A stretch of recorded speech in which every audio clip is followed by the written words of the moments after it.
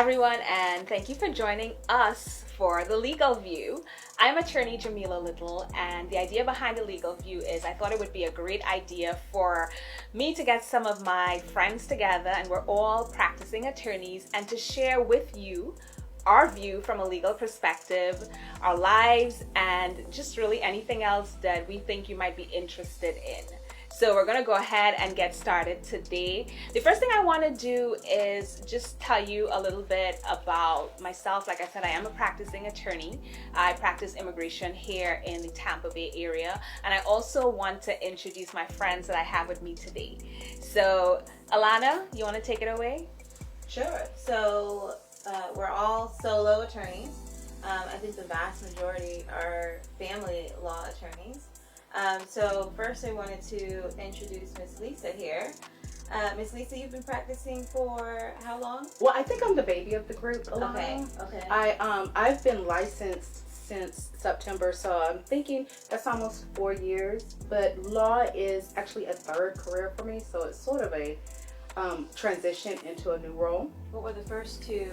Well, the first two careers, my father a long time ago told me, Lisa, you need to have a career in either sales or in entrepreneurship. And so that was the only advice I took of his, and I had a career in sales and entrepreneurship before I decided to become a lawyer.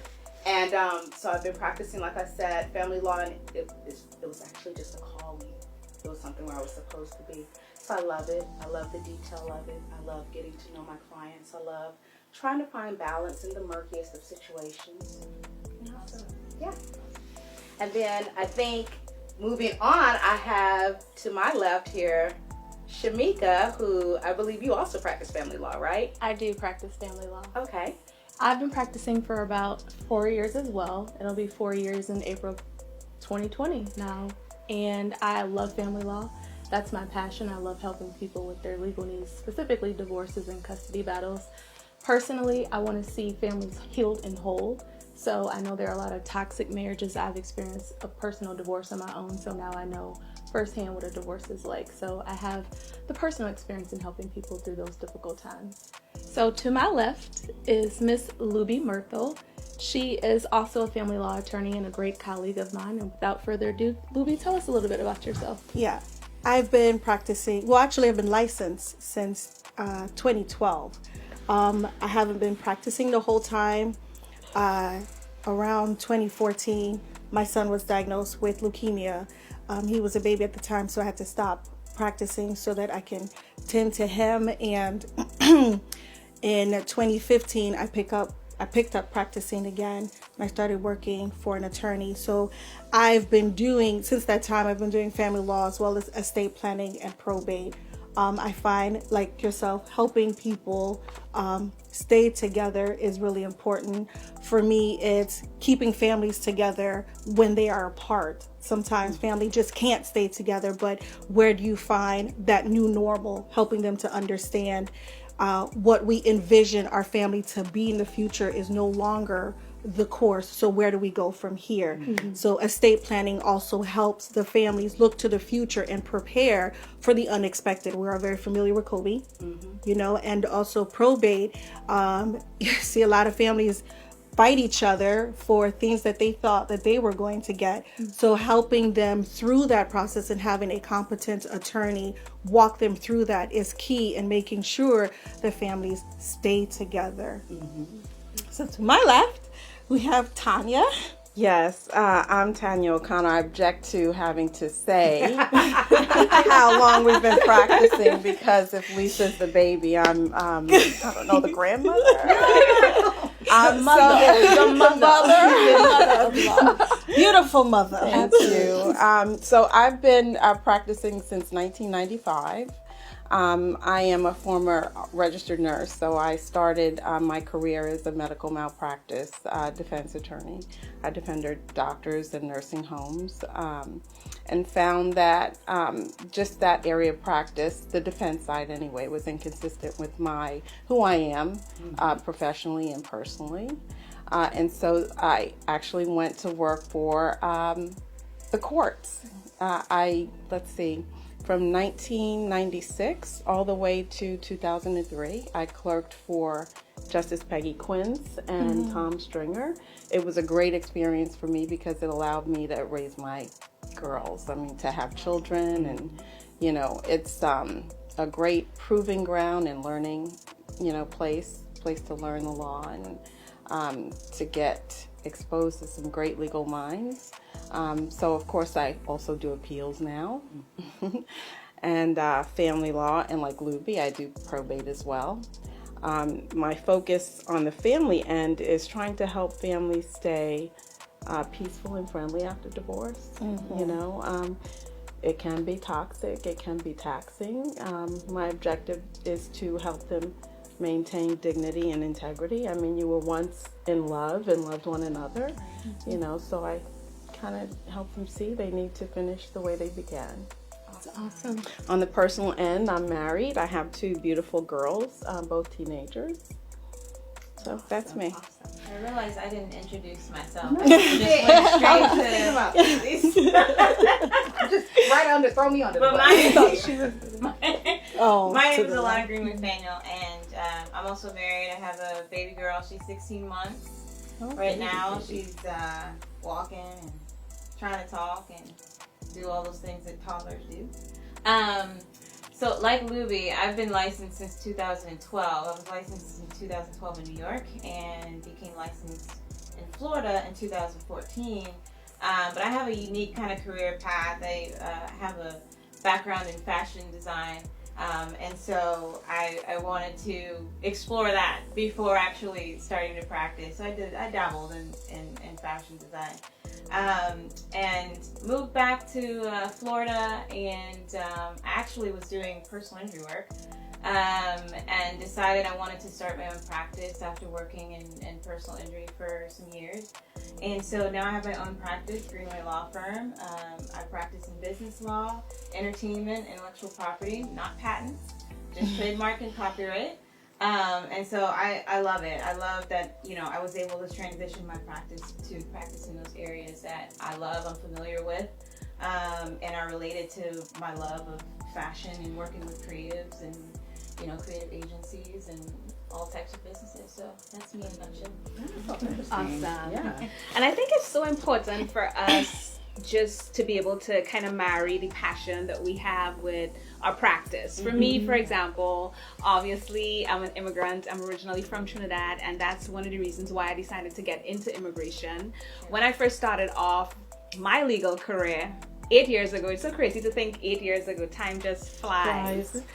But I was doing commercial litigation, and it was great, but I was still doing pro bono immigration cases. And then I remember talking to my mom about it, and she was like, why don't you just do what your heart wants to do, And so I decided to do immigration, and that's where I decided to hang my hat. So I love it, being an immigrant and just being able to take people through the journey that I went through. Now as a naturalized citizen, I know what it's like to have those struggles as an immigrant. And sometimes it's really scary. So I'm gonna start with you, Luby. Tell us a little bit about maybe how you were able to marry that passion, because you're really passionate about family law and really helping families to stay together in a way that would help them to be peaceful. So that passion, how did you marry the two? It's just one of those things where you're just you feel a pull. Like it's when you're doing something and you wake up, it's like, I can't wait to do it. So it was easy for me to make it a part of my life, because I feel like that I was born to do this. I feel like this is my mission, my ministry, because I get in contact with people who I would have never been in contact with if not for this reason. And a lot of times we go through stuff and we don't realize why we're going through it until we passed that bridge, or we passed that journey, and it starts to make sense. So people who are on my Facebook page know that I am an advocate for childhood cancer because of the struggles that we've been through. And while being there, I saw families who were unfortunately not able to withstand that storm together. And there were many late nights when I was in the break room with other moms and dads, just them being able to have a listening ear, to sort of guide them as to what to do next. It also helps because I'm married and I have 4 kids. So it, I don't know what I was thinking. You have amnesia when they grow up. So when you have somebody who is supportive of your dream and your passion, it's easy for me to jump in with both feet in the water and be able to do what it is that I love. So for me, it was just it was just seamless because God put great people around me to be able to help me through that process. That's awesome. That's good. Yeah. That's good. Great. What about you, Miss Lisa? So I am a firm believer. I sort of have a wacky little, I guess, life mantra, which is if you're thinking about it once, try it, maybe. If you're thinking about it twice, you have to do it, right? And so that's sort of how I even, jumped into law school, going to law school itself. My son, actually, I was recovering from a really rough illness, and my son challenged me to go to law school. So he was like maybe 7 at the time. And he was like, do something you've always been afraid to do. So I was like, okay, I'm going to go to law school. And he was like, that's too much, And then it was like challenge. So now I have to do it. He was 7. He's precocious as all get out. Yeah, he's been here like 4 or 5 times before. And God knew what to do because he knew I needed adult supervision. So he just sent it in a compressed package. But as far as family law, I ran from family law because I went through a divorce, and I went through a horrible divorce. So every process, everything that you could possibly face in family law, I went through. I went through domestic violence. I went through an abusive relationship. I went through, kidnapping. I went through theft. I went through, where he was trying to get me for alimony. It was just a whole bunch, everything that could possibly go on, right? So I went through it, and I was like, okay, God, I'm going to go to law school, but I know I'm not going to do family law. And so to prove that point, I worked with a civil litigation firm and ended up getting family law cases. And I was like, okay, that's you must not have heard me correctly, Lord. So you gotta enunciate sometimes. So I was like, you're being like Jonah. You just running away, and that's what it was. Because I was like, I said no family law. Like I wrote it down, and I was like, now you have it in writing. Family law. Right. And then I went to I worked for CARE, which is the Council for American Islamic Relations, and focusing on civil rights, and still ended up with family law cases. And I was like, okay, so one of us ain't listening, and he was like, it's you. And then I ended up in family law, and I thought to myself, okay, I'll do family law, but I'm never going to do adoptions. So now, of course, I also do adoptions. And I said, okay, I'll do family law and adoptions, but I draw the line at dependency, which is where the state comes in and removes children and so forth. I said, I draw the line there, God. And he was like, oh, that line? And then he stepped over it. And then now I'm doing dependency as well. And so, and I'm a family law mediator. So it's just, it really did, once I embraced it, once I accepted that this is where I'm supposed to be, I've embraced it, and I've fallen in love with the process. It's life-changing and it affects you. There's plenty of times where I know that I've come home crying. I know you've come home crying, and you've come home crying, and you've come home crying, because we've all talked about, coming home crying. But you know what? I think I'd cry more if I couldn't do what I did. Yeah. That's awesome. But you can't run away from your passion. You can't. That's or one your of purpose. Or your right. purpose. Right. Back to get you. So, Shamika, what do you feel like your purpose and your passion is, and how does that relate to your practice now? So, as a little girl, I actually witnessed a lot of toxic relationships in most of my families. Specifically, my parents, they were never married. But I saw the paternity action in motion, especially when it comes to child support, etc. And a lot of people don't realize, but even being an adult, I still witnessed a lot of those toxic arguments between my parents. I mean, I took a paternity test in my late 20s. And because of those experiences with my parents not being on the same page and raising me, it made me realize that the children are the most important in any type of case that we have, whether it be immigration or dependency or family law. Children are my heart. And so I realized that someone had to be their voice. And as a family law attorney, I try to get parents to recognize that although you guys may hate each other, there's one thing that you guys have in common, and it's that child. I was that child that, was sick, and in the bathroom, I'm hearing my parents argue, and I would literally yell, like, you guys, please stop. So unfortunately, I believe that some of those experiences spilled over into my personal life and the marriage, and I believe that was part of the reason why I divorced. And so I'm using my real life experiences to help people realize that we all have a story, we all have a past, just like Lisa said. I've been to jail. Am I proud of it because of a domestic violence situation? Absolutely not. We're not perfect. And I believe that makes us better advocates to tell people, hey, we may be lawyers, but we're not above the law. Right. We're human beings. We're human beings. We're on the same playing level as you are. So I took my bad experiences and realized that I can actually make it a win by impacting those people, the people who we can connect with every day. And I think that's what we're doing here. What about you, Tanya? Tell me about your work-life balance. Right. How did you do it all? That's, I think, one of the difficult things, finding work and personal. Boundaries. As I said, when I worked for the court, it made it easy. That's the kind of job, you just go in and you leave, and when you're home, And so when I left the court, I quickly realized that I wasn't in Kansas anymore. And it's not like that in private practice. I was working for someone else, and that did not agree with me. And so that's when I decided to strike out on my own, and I made it a priority straight away to have time to spend with my children. Being a solo practitioner, we make our own schedules. It requires a lot of discipline, though, because if you don't work, you don't get paid. Correct. But at the same time, it provides the flexibility that you need in order to meet the needs of your family, especially if you have small children. I actually look back now and say, oh my gosh, how did I do it?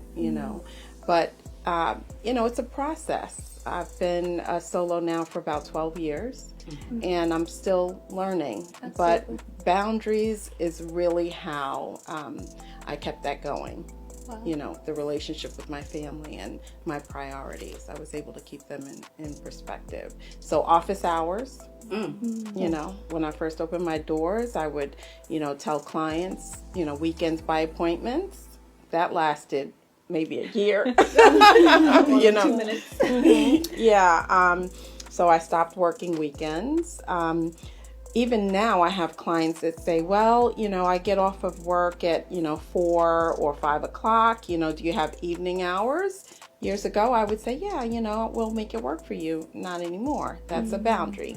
If you're going to be involved in this process, you need to understand that you have to come to court during business hours. You have to come into my office during business hours, speak to me, during business hours. I mean, don't get me wrong. I'm there for my clients after hours in emergent situations. Right. And in the family law context, we all know that can happen. Right. But it's not routine, And so I think it's important that we as mothers, wives, people in relationships, we let our clients know that we have lives too.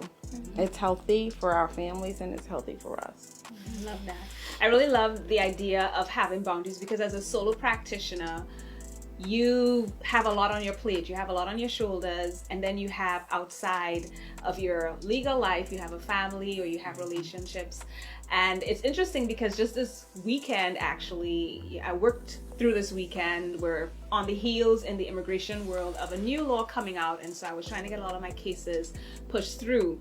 But I want us to kind of talk a little bit about being a solo. One of the reasons why I think it's a beautiful thing to be a solo is because we do set our own schedule, and we do decide how far we want to go, how much we want to work.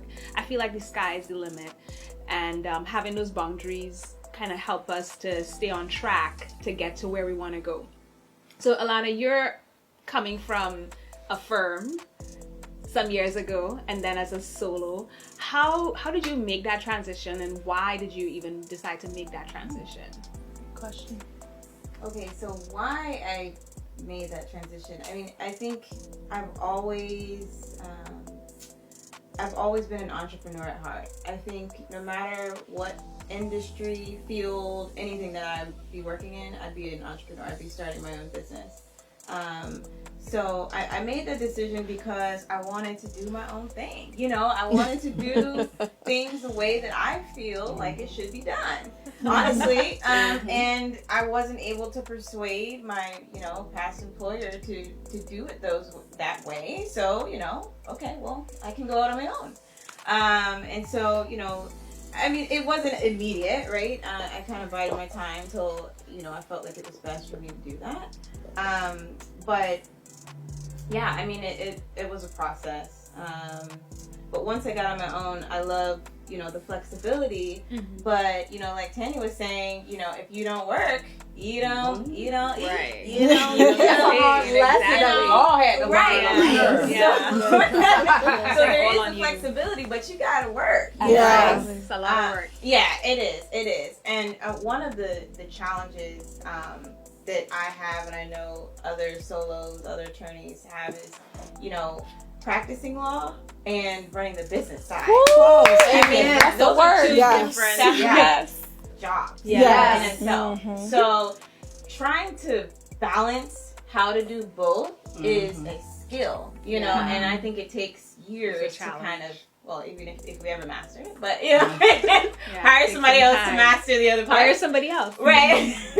But it is a skill, and so I've had my own practice 3 years now, and I'm forever learning, forever trying to improve, forever trying to give my clients the best experience possible, but also, like Tanya was saying, have those boundaries. I have a husband and a child, and I have to be there with them. I have to spend time with them. So I can't work all the time, and so it's just every day trying to figure out how I can manage my schedule to meet my clients' needs and my family's needs and my own personal needs as well, because I need the time. That's one thing I have to say. Yeah. I still am challenged with carving time out for myself. Right. I still struggle with that quite a bit. Yeah. I mean, so that's the most important thing. I saw one of my colleagues, an immigration attorney who has been doing immigration for years and years, and really one of the attorneys I would consider best in the field. And he had an illness recently, and one of the things he saw when he saw me, he said, take care of yourself, because if you're not good, nobody else is good. You can't take care of your clients, you can't take care of your family. And Luby, you have 4 kids. Right, yeah, I do. Yeah, How? Well, we know how. We do know how. I think she meant like how we how to make it work. So yeah, like Alana said, it's still something that you're still learning. One thing they don't teach you in law school, or maybe they don't make that a mandatory class, is how to run a firm or how to run a business. You go to law school so you can learn how to practice. You want to be the lawyer. Our passion is to be the lawyer. But in being an entrepreneur, you want to run things. You want to, like, who run the world, right? So,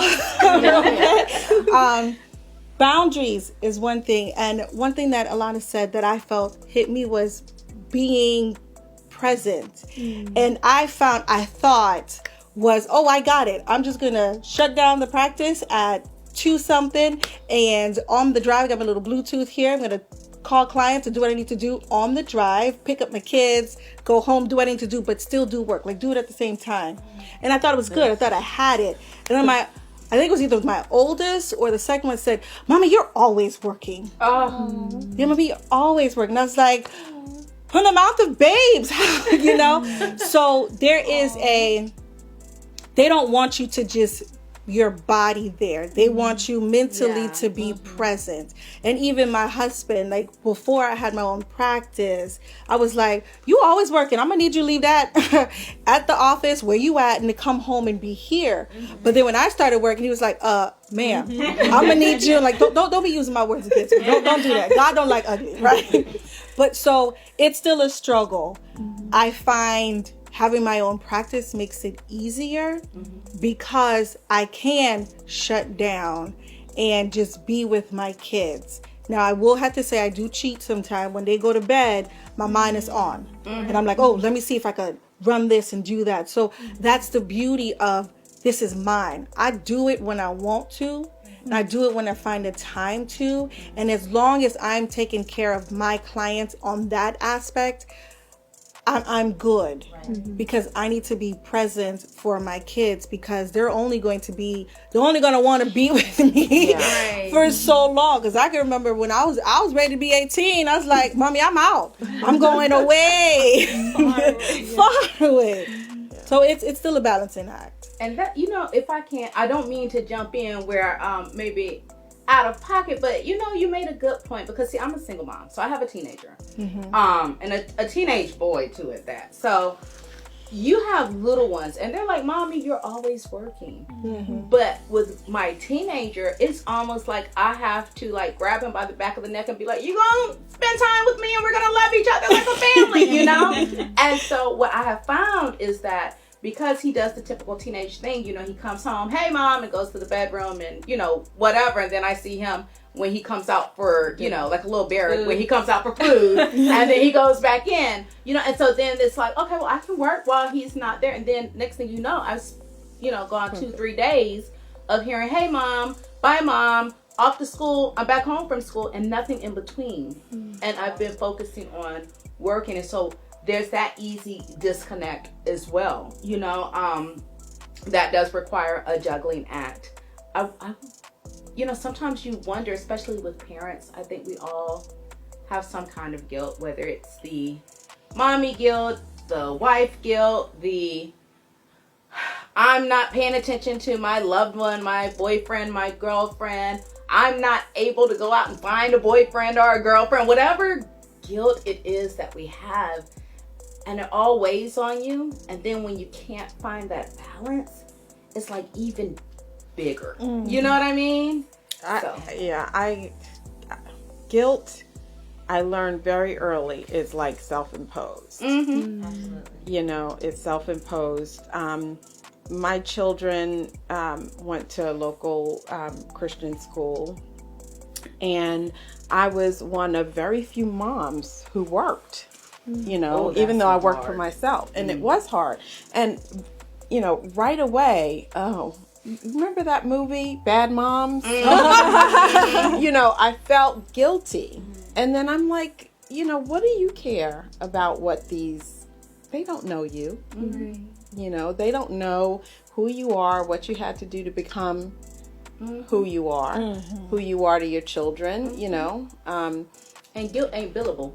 No, it's not billable. So I think that lasted maybe 4 or 5 months, and I was just like, whatever, I'm over it. Exactly. I was thinking about, because most of you guys are married and or have children, and now that I'm recently divorced and it's just me, I think I now struggle with not working so much. And still finding time for myself.